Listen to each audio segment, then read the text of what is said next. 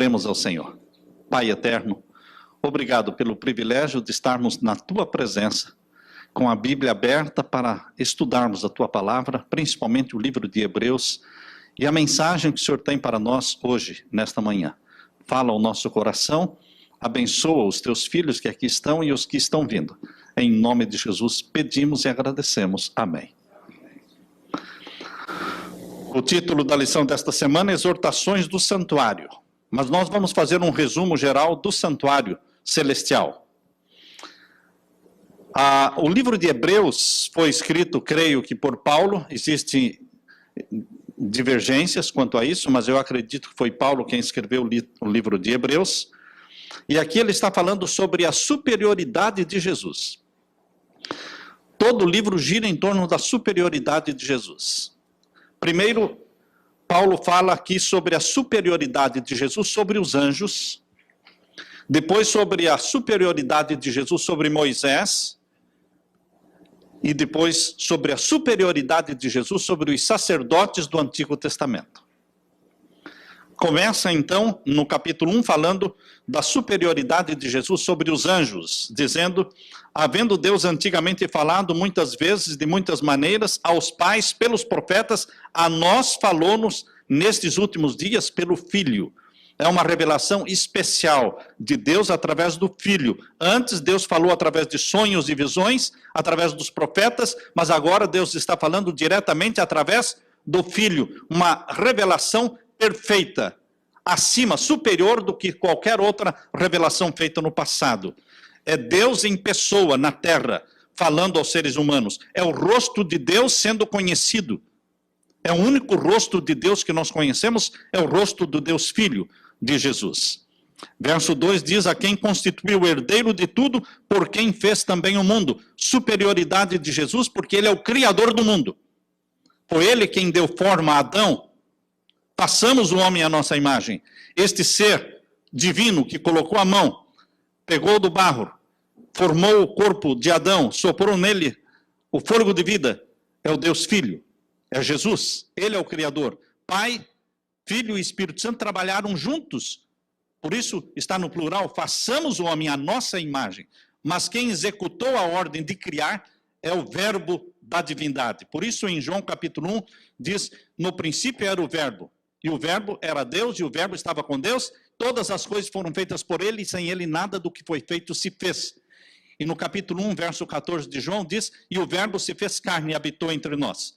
Então, o Verbo é Jesus, é o ser divino que foi gerado pelo Espírito Santo no ventre da Virgem Maria e nasceu entre nós, tornou-se um de nós. Ele é quem executa as ordens da divindade. Verbo é ação. Ele executou as obras de Deus na criação, ele executou as obras de Deus na redenção. Ele é quem aciona os planos divinos. Por isso, queridos, aqui no verso 2 diz: por quem também fez o mundo, o qual sendo o resplendor da sua glória. O resplendor do Deus Filho é o resplendor do Pai. E a expressa imagem da sua pessoa, e sustentando todas as coisas pela palavra do seu poder, havendo feito por si mesmo a purificação dos nossos pecados, assentou-se à destra da majestade nas alturas. Quando Jesus subiu ao céu, ele assentou-se à direita do Pai. Onde está o trono do Pai? Trono sempre está no Santíssimo. Quando a Bíblia fala sobre o trono de Deus, está falando da arca do concerto que estava no Santíssimo do santuário terrestre, representando o trono de Deus no santuário do céu. Identifica, localiza o lugar santíssimo. E aqui diz então o verso 4, feito tanto mais excelente do que os anjos. Está vendo como Paulo está colocando a superioridade de Jesus sobre os anjos. Por quê? Porque lá em Salmos capítulo 8, diz que quando o ser humano foi feito um pouco menor do que os anjos foram feitos. E agora Jesus se tornou homem. Mas os homens eram inferiores aos anjos na hierarquia celestial.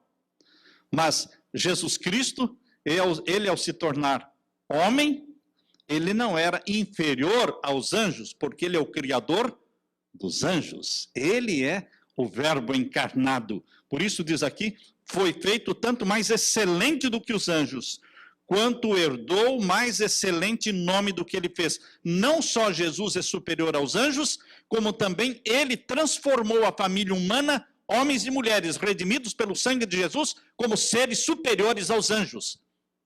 Por isso, Paulo faz questão de mencionar que os anjos, que eram superiores aos seres humanos, agora, pela encarnação de Jesus, pelo milagre da graça do nosso Deus, se tornaram servos dos irmãos de Jesus Cristo. Em Hebreus capítulo 1, verso 14, diz: não são porventura todos eles, os anjos, espíritos ministradores enviados para servir a favor daqueles que hão de herdar a salvação? Espíritos ministradores, servos dos irmãos de Jesus, comprados pelo sangue de Jesus. Estão percebendo? A superioridade de Jesus trouxe também para você e para mim, comprados pelo sangue de Jesus, uma superioridade acima dos próprios anjos. Por isso, no livro Filhos e Filhas de Deus, na página 242, Deus fala ali através da sua serva que aqueles que pelo sangue de Jesus Cristo vencerem o pecado, eles ocuparão no novo céu e na nova terra uma posição superior à dos anjos não caídos. Superior à dos anjos não caídos. E diz também no Desejado de Todas as Nações que o nosso planeta azul, o planeta Terra, que foi a única mácula e mancha em toda a gloriosa criação de Deus, não tem que ser somente redimido. Mais do que ser redimido, ele será exaltado acima de todos os outros mundos criados por Deus e que nunca pecaram. Onde abundou o pecado, superabundou a graça de Deus. A família humana será exaltada e também o planeta Terra será exaltado, porque o planeta Terra se tornará o tabernáculo de Deus com os homens. Tabernáculo de Deus é a casa de Deus. Aqui viverá Deus, não em qualquer outro planeta do mundo criado por Deus, mas especificamente no planeta Terra estará a casa de Deus, a habitação de Deus com o seu povo. No capítulo 2 de Hebreus, irmãos, está falando de Jesus Cristo, o Filho do Homem superior aos anjos, constituído sumo sacerdote idôneo e compassivo. Vemos aqui no capítulo 2, verso 9. Vemos, porém, coroado de glória e de honra aquele Jesus que fora feito um pouco menor do que os anjos. Quando nasceu como um ser humano, pouco menor do que os anjos, mas ele se tornou superior aos anjos.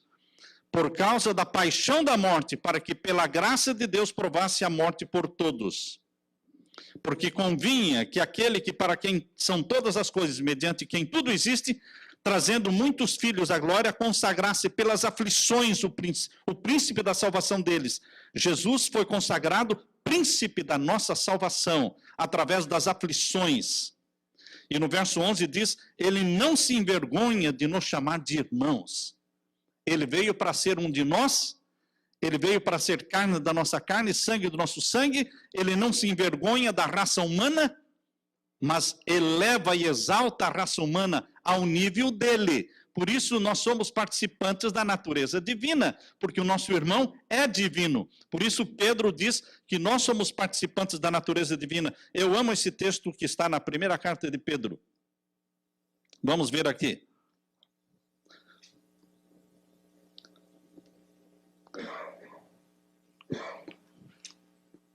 É a segunda carta de Pedro, aliás, capítulo 1. Segundo Pedro, capítulo 1, verso 4. Leia comigo. Segunda carta de Pedro, capítulo 1 e o verso 4. Pelas quais ele nos tem dado grandíssimas e preciosas promessas, para que por elas fiqueis participantes da natureza divina, havendo escapado da corrupção que pela concupiscência há no mundo. Deus nos compra, Deus nos redime, Deus nos exalta, Deus nos torna participantes da natureza divina. A natureza de Jesus é gerada pelo Espírito Santo em você. Isto é obra da graça de Deus. Isto é graça, nós não merecemos, mas Deus gera em nós a natureza santa de Jesus. E você começa a ter os gostos de Jesus, o temperamento de Jesus. Você começa a formar os hábitos de Jesus, os traços de caráter de Jesus. participantes da natureza divina. E aqui diz no verso 13, eis-me aqui, a mim e aos filhos que me deu Deus. Jesus Cristo se apresenta diante do Pai dizendo, eis-me aqui com os filhos que o Senhor me deu. Toda a família humana comprada pelo sangue de Jesus é consagrada. Isto aqui já foi feito através da ressurreição de Jesus, quando ele subiu ao céu com a multidão de salvos, aquela multidão que ressuscitou com Jesus, desejado de todas as nações, descreve que os anjos vieram para adorá-lo. Ele disse, não ainda, deixe que eu entre até a presença do Pai e apresente diante dele um molho das primícias, a multidão que ressuscitou com Jesus. Seres humanos redimidos pelo sangue de Jesus, glorificados, foram apresentados diante dele como primícias dos que dormem. Por isso, Jesus se apresenta diante do Pai, novamente, quando ele redimir na sua segunda vinda todos os salvos, ele novamente vai consagrá-los a Deus, dizendo, eis-me aqui, e os filhos que Deus me deu. Verso 14 diz que Jesus Cristo era participante da carne e do sangue, como todos os filhos que nascem são participantes da carne e do sangue. Percebam, ele não tinha um pai humano, mas ele tinha uma mãe humana. Ele era da tribo de Judá. E diz o verso 14, visto como os filhos participam da carne e do sangue, também ele participou das mesmas coisas, para que, pela morte, aniquilasse o que tinha o império da morte, isto é, o diabo. Ele veio para destruir o diabo. Ele veio para vencer o diabo. A luta é entre Jesus e Satanás. E o verso 16 diz, porque na verdade ele não tomou os anjos, mas tomou a descendência de Abraão. Ele não assumiu a natureza de um anjo, mas assumiu a natureza humana. Pelo que convinha que em tudo fosse semelhante aos irmãos, para ser misericordioso e fiel sumo sacerdote, para aquilo que é de Deus, para expiar os pecados do povo. Porque naquilo que ele mesmo, Jesus, sendo tentado, padeceu, ele pode socorrer você. Ele pode socorrer os que são tentados. Jesus é um sacerdote que pode socorrer, porque ele não é falho.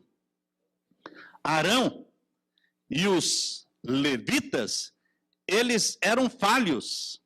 Eles tinham que oferecer sacrifício por si mesmos, porque eram pecadores. Tinham as mesmas tendências dos pecadores.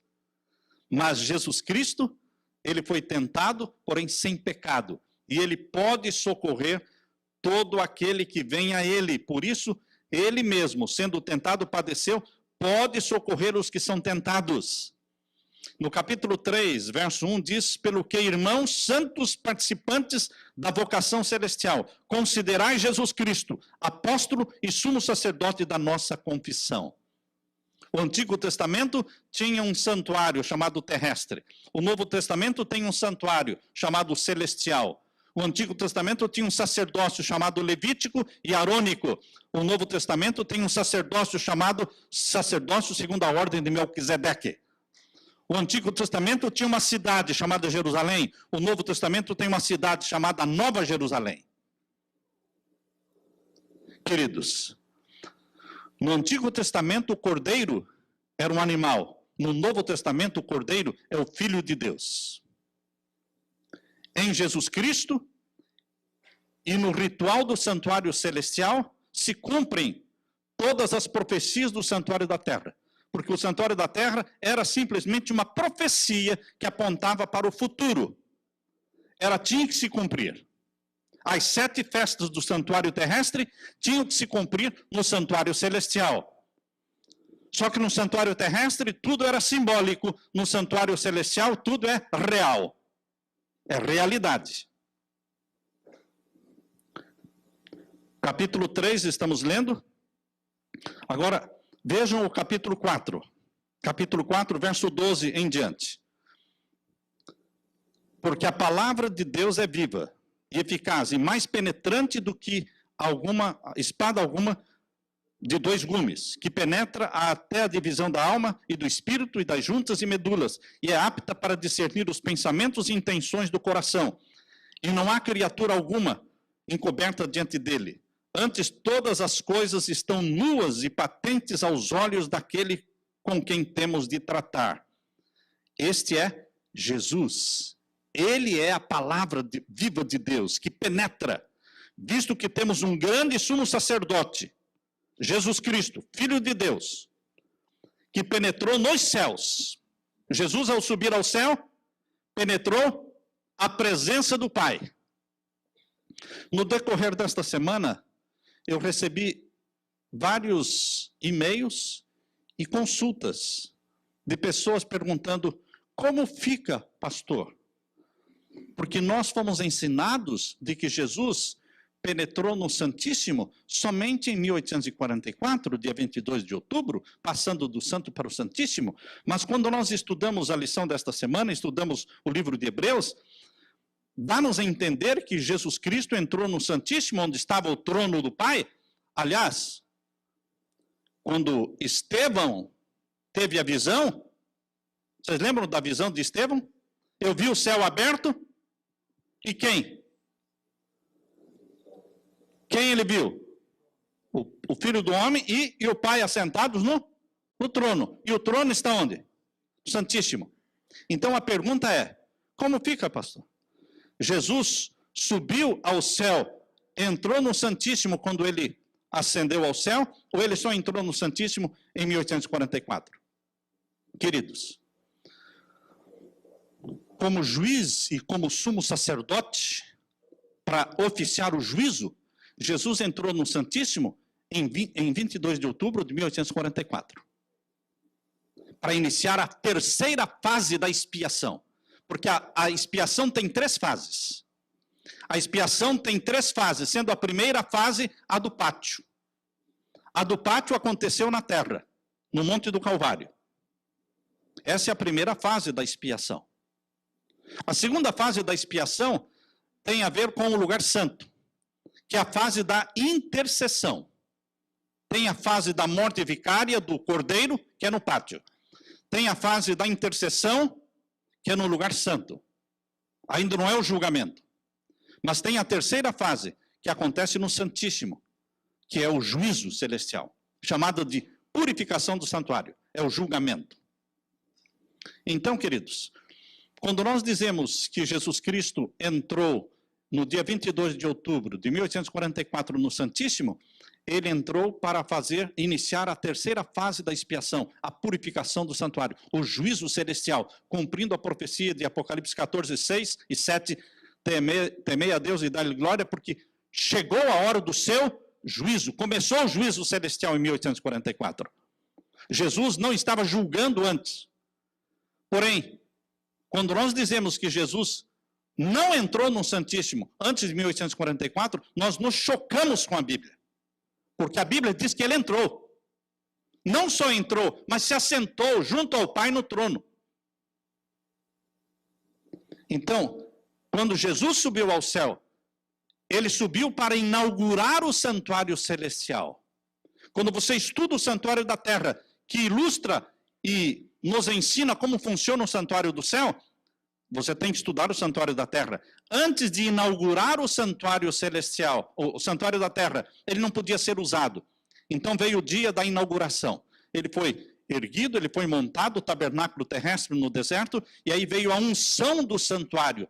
E a unção do santuário começou no pátio, pelo altar de sacrifício, pela pia, entrou no lugar santo, ungiram o candelabro, ungiram a mesa com os pães, ungiram o altar de incenso, entraram pelo véu e entraram no Santíssimo e ungiram também o lugar santíssimo onde estava a Arca do Concerto. A unção do santuário envolveu todo o santuário. Quando Jesus Cristo subiu ao céu, antes de ser empossado, entronizado no santuário, foi feita a unção do santuário. Por isso diz a palavra de Deus em Daniel capítulo 9. Abra sua Bíblia. Em Daniel capítulo 9, fala que Jesus Cristo, no final das 70 semanas, ele ungiria os santos dos santos. Você não pode entender esta passagem e esta profecia relacionada a Jesus Cristo, na última das 70 semanas, você não pode entender esta profecia se não compreender o santuário celestial. Para que o santuário celestial começasse a ser usado, a funcionar, ele tinha que ser ungido. E esta unção foi feita não antes e nem depois, mas exatamente no dia do Pentecostes. a festa do Pentecostes é a festa que aponta para a inauguração do santuário celestial, unção do santuário celestial e entronização de Jesus como nosso sacerdote e como nosso sumo sacerdote. Embora Jesus não começou a oficiar como sumo sacerdote, ele não começou o juízo no ano 31, mas só em 1844, mas ele já foi empossado no santuário celestial como cordeiro, como sacerdote e como sumo sacerdote. Ele era tudo em todos. Ele era tudo em todos. Por isso, queridos, aqui no final do capítulo 9 de Daniel, aqui diz no verso 24, finalzinho do verso 24. Diz aí, 70 semanas estão determinadas sobre o teu povo, 70 semanas são 490 anos, que começaram com a ordem para a reconstrução de Jerusalém, 457 a.C., e foram até o ano 34. Então, de 457 antes de Cristo até o ano 34 depois de Cristo, foram 490 anos, as 70 semanas. Quando é que aconteceria a unção dos santos dos santos? Diz aí, 70 semanas estão determinadas sobre o teu povo e sobre a tua santa cidade, para extinguir a transgressão, para dar fim aos pecados. Jesus veio para dar fim aos pecados, para expiar a iniquidade, para fazer expiação por você e por mim, trazer a justiça eterna e selar a visão e a profecia, para ungir o santo dos santos. O santo dos santos no santuário terrestre era o Santíssimo. O santo dos santos no santuário celestial é o Santíssimo, onde está o trono do Pai.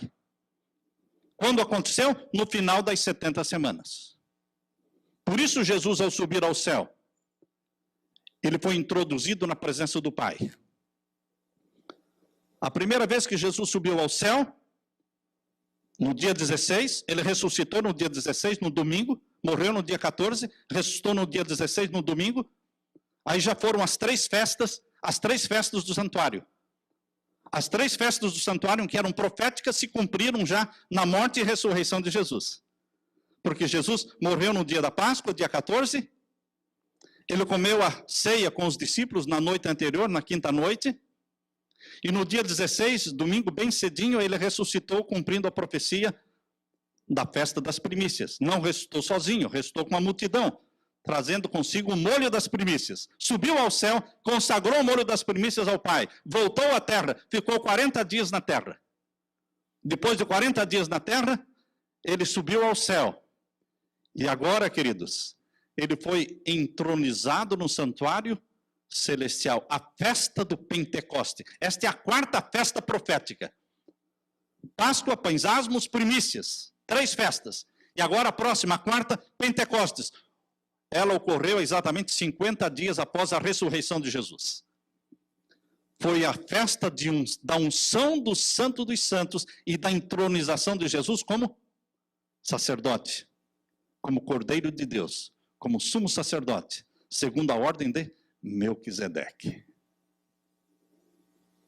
Isto é lindo, irmãos. Isto é o plano da salvação.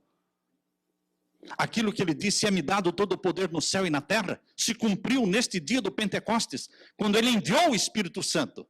Por que não enviou antes? Porque não era chegado o momento.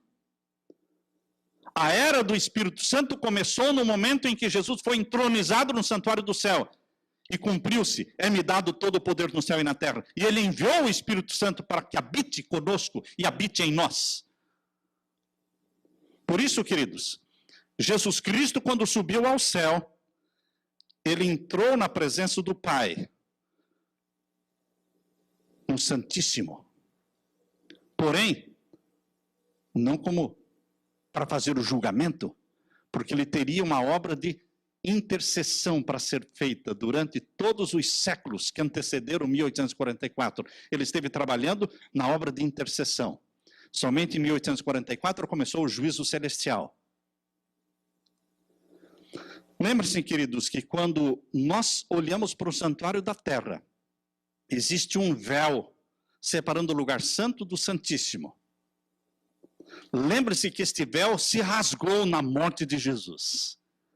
Lembrem-se que a Bíblia diz que este véu é a carne do nosso Senhor Jesus Cristo. Foi rasgada e dilacerada na cruz do Calvário. E que agora não existe mais este véu. Não existe um véu no lugar santo separando do Santíssimo. Porque os sumos sacerdotes e os sacerdotes no santuário da terra eram pecadores. Eles não podiam entrar na presença do Shekinah, da glória de Deus, porque morreriam. Mas o nosso sacerdote, sumo sacerdote no céu, ele é santo e imaculado, o Filho de Deus. Não existe nada que possa destruir Jesus Cristo, porque Jesus Cristo pode sim contemplar a glória do Pai, porque a glória do Pai é a glória dele. É a glória dele, ele está sentado com o Pai no trono. Por isso, entre o lugar santo e o santíssimo, no santuário celestial, não existe o véu. Porque o véu foi rasgado pela carne dilacerada de meu Senhor Jesus, deixando o caminho aberto para você. Você entra na presença do Pai em nome de Jesus, pelo sangue de Jesus. Muitas vezes queremos fazer muita separação entre o santo e o santíssimo no santuário celestial, achando que lá existe o véu ainda. E a Bíblia é clara em falar o véu é a carne do nosso Senhor Jesus, que foi rasgada. No momento em que ele morreu, rasgou-se o véu. Não rasgou somente o véu do santuário da terra. O santuário da terra foi liquidado. Não foi só o véu que rasgou. Ele caducou. O santuário da terra deixou de existir, foi destruído, não ficou pedra sobre pedra. O ponto mais importante do véu que se rasgou na morte de Jesus é o véu do santuário celestial, deixando o lugar santo e santíssimo abertos. Queridos, o santuário da terra tinha um pátio. O santuário do céu também tem um pátio. Mas o santuário do céu, tendo este pátio, o pátio está exatamente onde o sacrifício foi feito no Monte do Calvário. Então, o pátio do santuário celestial é o planeta Terra. E o altar de sacrifício do santuário celestial é o Monte do Calvário. Assim como o sangue era derramado no pé do altar de sacrifício, assim o sangue de Jesus Cristo foi derramado gota a gota no pé do Monte do Calvário, onde a cruz de Cristo foi plantada. Ali é o Monte do Calvário. Ali é o altar de sacrifício do santuário celestial. O cordeiro não morria no lugar santo, o cordeiro morria no pátio, e Jesus morreu no pátio. Por isso, quando lemos Apocalipse capítulo 11, irmãos, fala, meça o santuário, mas deixe de fora o pátio. Apocalipse capítulo 11, verso 1 e 2, lemos assim, e foi-me dado uma cana semelhante a uma vara, e chegou o anjo e disse, levanta-te e mede o templo de Deus. Está falando do santuário celestial, porque João escreveu o Apocalipse por volta de o ano 90, não é? Entre 90 a 100. O santuário terrestre foi destruído no ano 70, já não existia mais o santuário terrestre. Quando Deus deu a ordem, meça o santuário, o templo de Deus, está falando do único templo que existia, o celestial. Meça o templo e o altar, e os que nele adoram. E deixe fora o átrio, que está fora do templo. Não o meças. Por quê? Porque foi dado para as nações pisarem. Onde estão as nações? Na terra. Foi dado às nações e pisarão a cidade santa por 42 meses. Queridos, o santuário, o santuário celestial tem um pátio que é o lugar onde estão as nações da terra. É o planeta Terra. E no pátio do santuário terrestre tinha um altar de sacrifício, no santuário celestial tem o pátio, que é o planeta Terra, que tem o altar de sacrifício no Monte do Calvário. E a pia? A pia no santuário terrestre, que estava lá no pátio, servia para que os sacerdotes se banhassem para entrar na presença de Deus. A pia do santuário celestial está no pátio, está na terra. É o tanque batismal. Todo aquele que crer e for batizado será salvo. O nome dele sai de perdido e entra para salvo. Entra para a família de Deus através do santo batismo. Primeiro você passa pelo Calvário, recebe o sangue de Jesus na sua vida, e você então é batizado, tornando-se nova criatura. E então você entra no lugar santo, na presença de Deus. Jesus se constitui o seu sacerdote. defende você, redime-o dos seus pecados. Esta é a doutrina do santuário celestial. Abra sua Bíblia de volta, em Hebreus, irmãos. Hebreus, vamos ler agora o capítulo 8. Hebreus, capítulo 8. Verso 1 em diante. Ora, a suma do que temos dito é que temos um sumo sacerdote, tal que está sentado nos céus à destra do trono da majestade. Estão percebendo que Jesus é chamado sumo sacerdote já quando subiu ao céu? E que ele está assentado, ele não vai se assentar, ele já está assentado junto ao Pai, no trono, no lugar santíssimo, mas ainda não está oficiando o juízo, porque o juízo seria feito no final dos 2.300 anos, até 2.300 tardes e manhãs, e o santuário será purificado. O santuário celestial começou a ser purificado. O juízo no santuário do céu começou em 1844, no lugar santíssimo. Jesus não exerceu esta função de juiz antes, mas ele já era sumo sacerdote e cordeiro de Deus. Todas as funções conjugadas numa só pessoa, chamada Jesus. Verso 2, ministro do santuário e do verdadeiro tabernáculo, o qual o Senhor o fundou, e não o homem. Verso 4, ora, capítulo 8, verso 4, ora, se ele, Jesus, estivesse na terra, nem tampouco sacerdote seria, porque os sacerdotes tinham que ser escolhidos dentre a tribo de Levi. Jesus era da tribo de Judá. Se estivesse na terra, nem sacerdote seria. Havendo ainda sacerdotes que oferecem dons segundo a lei, os quais servem de exemplar e sombra das coisas celestiais. Mas Jesus Cristo foi feito sacerdote segundo a ordem de quem? Melquisedeque, capítulo 7. Volta a Bíblia para o capítulo 7. Melquisedeque era da tribo de Levi? Não. Melquisedeque viveu no tempo de Abraão. Lembrem-se que Abraão gerou um filho, não é? De Sara, Isaque. Isaque teve 2 filhos, Jacó e Esaú. Jacó teve 12 filhos. Um deles era Levi. Aí que veio a tribo de Levi. Está muito distante de Abraão. Abraão foi contemporâneo de Melquisedeque. Então Melquisedeque viveu muito tempo antes da tribo de Levi. Mas ele era sacerdote do Deus Altíssimo. Quando Abraão voltou da guerra, ele devolveu os seus dízimos, pagou os dízimos para Melquisedeque. Mas como é que Melquisedeque se tornou sacerdote do Deus Altíssimo? Por determinação de Deus. Quem vai discutir com Deus? Deus disse, Melquisedeque é o sacerdote do Deus Altíssimo. Ah, mas ele não é da linhagem de Abraão. Mas ele não é da tribo de Levi. Não importa. Deus determinou. Será assim. Por quê? Porque ele era um tipo, ele era um símbolo do Filho de Deus, que não seria também da linhagem sacerdotal levítica, mas seria constituído sacerdote por ordem direta de Deus. Era um tipo de Jesus.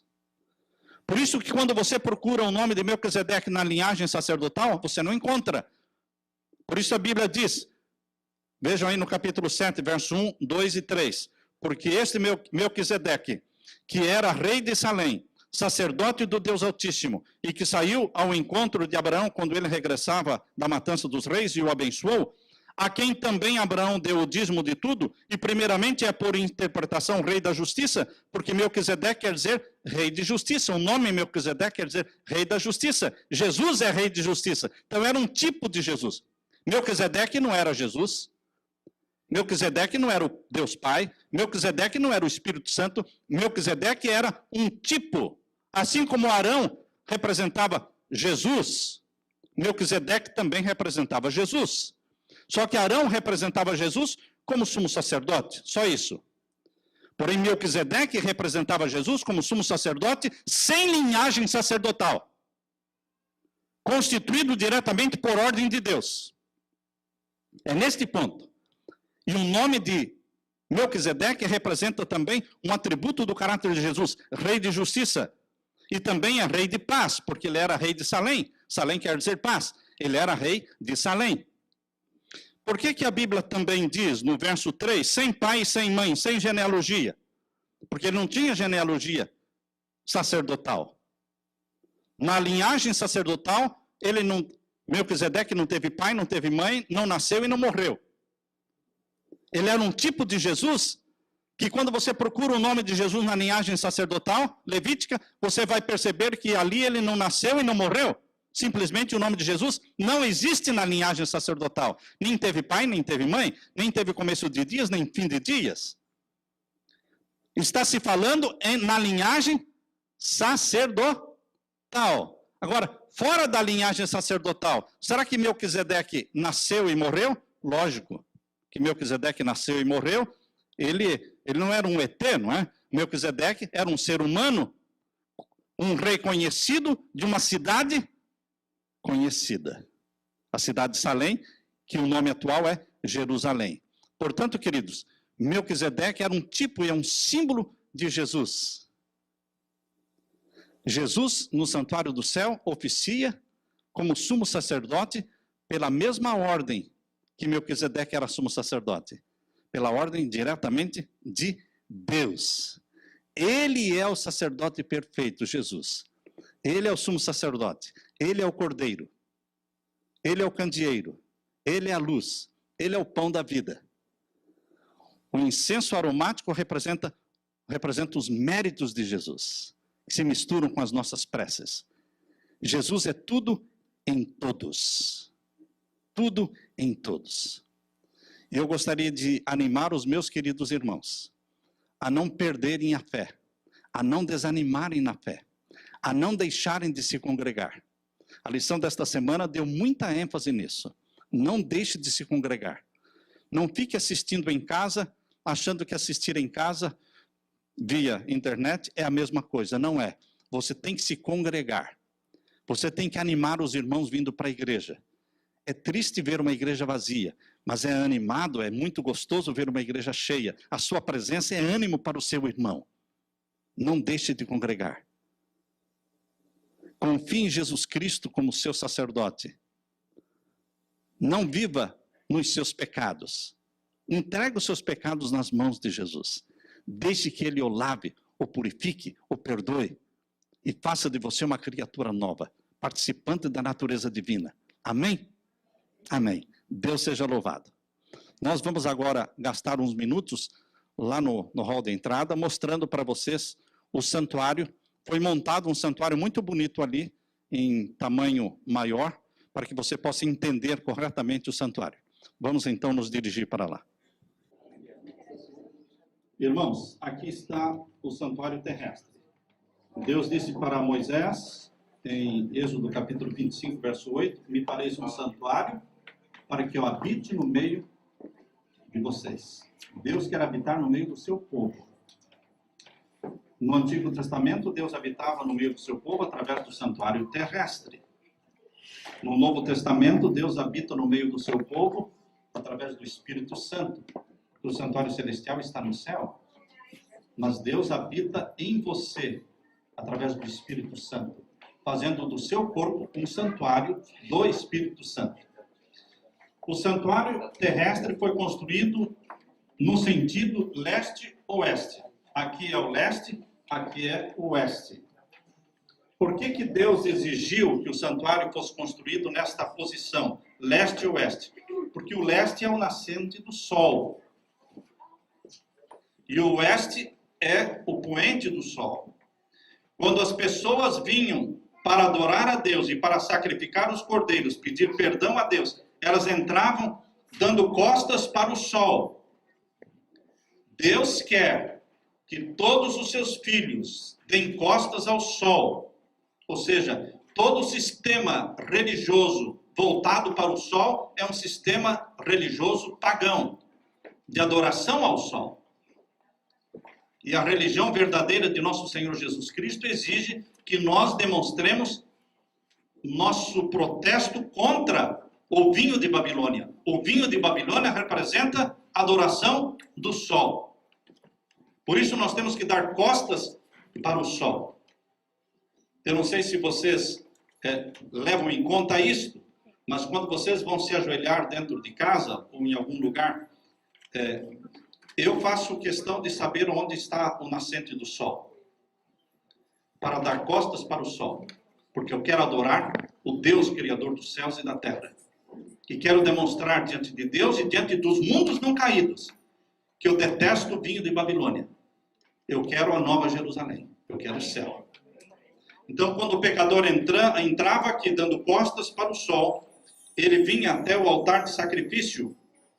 O pecador matava o cordeiro, não era o sacerdote. O pecador matava o cordeiro, confessando seus pecados sobre a cabeça do cordeiro.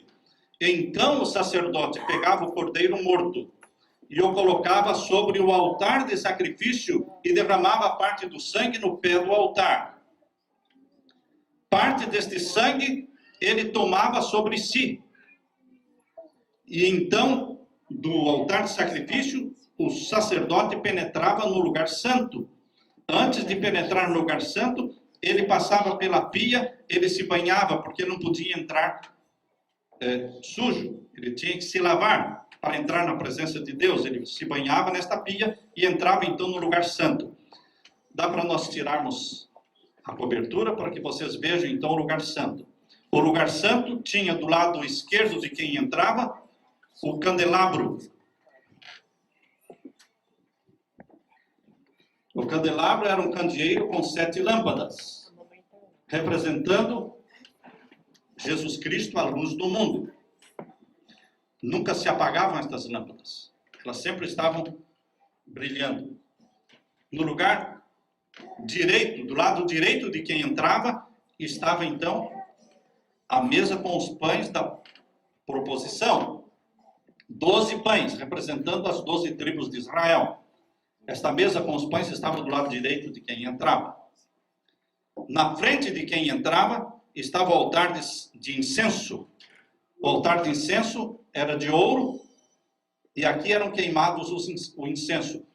O sacerdote, quando vinha do altar de sacrifício e entrava no lugar santo, ele tocava as 4 pontas do altar com o seu dedo molhado com o sangue, transferindo o sangue do cordeiro que morreu lá no pátio para dentro do santuário. A confissão dos pecados foi transferida para diante de Deus. E quando o sacerdote queimava o incenso, era a súplica de perdão, era a oração de perdão que o pecador fez aqui, e o sacerdote agora está elevando diante do Deus Pai, diante do céu, a súplica de perdão através do incenso sendo queimado. A fumaça do incenso subia por cima do véu e penetrava no lugar santíssimo, que representava a presença divina. O Shekinah, a glória de Deus, se manifestava no lugar santíssimo entre os 2 querubins. No lugar santíssimo existia a arca do concerto, uma caixa de madeira revestida de ouro por dentro e por fora, tendo a lei dos 10 mandamentos dentro dela, e em cima dela tinha então o propiciatório. O propiciatório estava em cima da arca, e dentro estava a lei com os 10 mandamentos. Dentro desta arca do concerto também existia o quê? O maná e a vara de Arão, que floresceu. Isso existia também no lugar santíssimo. Portanto, queridos, a expiação, ou seja, a salvação, ela é feita em 3 fases. Muitos criticam os adventistas dizendo que nós acreditamos que a expiação de Jesus não foi completa na cruz. Nós acreditamos, sim, que a expiação, no sentido de Cordeiro de Deus morrendo pelos nossos pecados, foi completa na cruz. Nada a tirar, nada a acrescentar. Só que a doutrina do santuário ensina que depois da morte do Cordeiro, tinha que ter a intercessão feita no lugar santo. E tinha que ter o juízo celestial feito no lugar santíssimo. Então, quando nós dizemos que a expiação ela era feita em 3 fases, nós não estamos dizendo que a morte de Cristo não foi suficiente. A morte de Cristo foi toda suficiente como Cordeiro de Deus que tira o pecado do mundo. Ele salva plenamente pelo sangue derramado na cruz. Agora, a fase de Jesus Cristo como sacerdote nosso, como advogado nosso, ela é representada pelo lugar santo. Jesus subiu ao céu, ele oficiou como nosso sacerdote desde o ano 31 até o ano 1844. Em 1844 começou a terceira fase, que é o juízo celestial, chamado de purificação do santuário, que é feito no Santíssimo do Santuário Celestial. Foi quando ele deu início a esta terceira fase. Mas, queridos, quando Jesus Cristo subiu ao céu no ano 31, ele não ficou restrito, enclausurado no lugar santo até 1844. A Bíblia deixa clara que Jesus Cristo subiu ao céu e se assentou no trono com o Pai. João viu isso. Estevão viu isso. Que o trono do Pai sempre esteve no Santíssimo e sempre vai estar no Santíssimo. Na Nova Jerusalém estará o trono do nosso Deus. A Nova Jerusalém, ela é o santuário do céu. A Nova Jerusalém é a casa de Deus. A Nova Jerusalém é o tabernáculo de Deus com seu povo. E essa Nova Jerusalém vai descer do céu para a terra, porque aqui estará a casa de Deus, o tabernáculo de Deus. Então, isto que estava representado no santuário terrestre, e o santuário terrestre depois foi construído no Monte Sião, ali na Jerusalém antiga, tudo isso era um símbolo, era uma profecia. O santuário do céu está na Nova Jerusalém. Há pessoas que perguntam, será que no novo céu e na nova terra nós vamos ter ainda o santuário? É lógico, porque o santuário é a Nova Jerusalém. Deus habita na sua casa. Nós vamos viver em toda a extensão da terra. E vamos vir à casa de Deus, a Nova Jerusalém, de sábado em sábado, e de lua nova em lua nova. Mas nós vamos morar nas casas que nós vamos construir. Por isso Isaías 65 diz, plantarão vinhas e colherão seu fruto, edificarão casas e habitarão nelas. Nós vamos construir casas. Mas a Nova Jerusalém vem pronta, porque é a casa de Deus que vem prontinha do céu. Por isso, o trono de Deus está nela. E Deus habitará conosco para todos sempre.